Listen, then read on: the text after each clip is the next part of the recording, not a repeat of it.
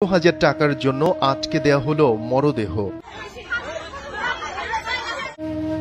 জানা গেছে, হারুন আলী পেশায় ছিলেন একজন রাজমিস্ত্রি। মেয়ের বাড়িতে বেড়াতে গিয়ে রোববার হৃদরোগে আক্রান্ত হয়ে মৃত্যু হয় তার।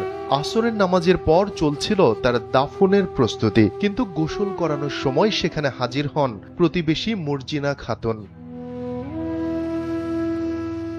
মর্জিনার দাবি, হারুনের কাছে 15,000 টাকা পাবেন তিনি, আসল নয়, সুদের টাকা। তার অনড় দাবি, সুদ বাবদ ওই 15,000 টাকা না পেলে হারুনকে দাফন করতে দেবেন না তিনি। মর্জিনার এমন ব্যবহারে উপস্থিত সবাই বিক্ষুব্ধ হয়ে ওঠেন।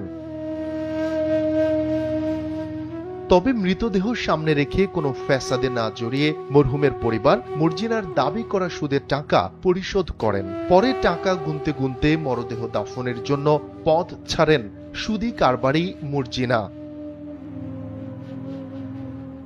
রোববার চুয়াডাঙ্গার দামুরহুদা উপজেলার চিতলা গ্রামে ঘটে এমন অমানবিক ঘটনা। এর ভিডিও সামাজিক যোগাযোগ মাধ্যমে ছড়িয়ে পড়ার পর মুহূর্তেই তা ভাইরাল হয়। সেখানে এই ধরনের ঘটনার তীব্র ক্ষোভ ও নিন্দা জানান সামাজিক মাধ্যম ব্যবহারকারীরা।